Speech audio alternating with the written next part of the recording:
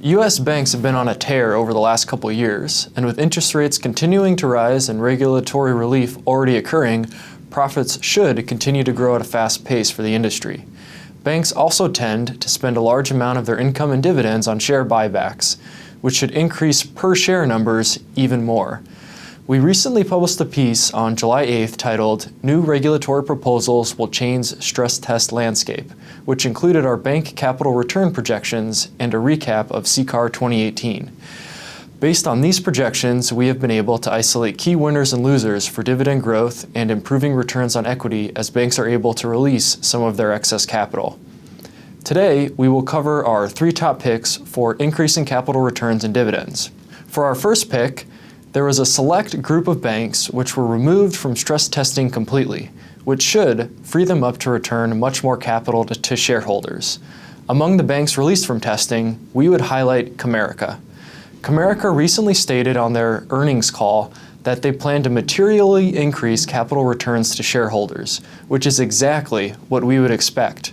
We then project the bank to continue to grow earnings per share at a double-digit rate through 2020, which should support even more dividend growth over the medium term.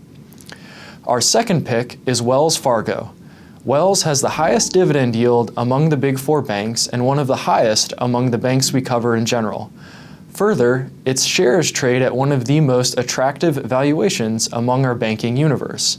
Additionally, we project that the bank should be the least constrained among the Big Four to return additional capital once new stress test regulations go into place, which, along with improving operating results, should help boost returns on equity.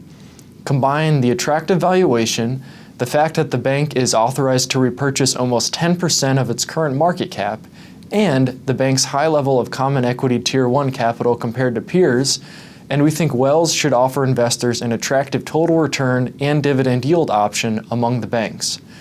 Our third pick is for those looking for a surprise dividend growth candidate, and for that we've selected Bank of America. Bank of America is currently projected to pay out roughly 20 to 21% of 2018 earnings as dividends, which puts the bank on the low end of payout ratios in the industry. Management has talked about eventually getting that ratio up to 30%. While it still may be a few years away, we think it will eventually be possible for Bank of America to reach this 30% payout ratio. An increasing payout ratio combined with projected double-digit earnings growth over the next couple years should lead to a nicely increasing dividend for Bank of America shareholders. Finally, for a bonus pick, we also note that BB&T consistently has one of the highest dividend payout ratios and yields among our banking coverage.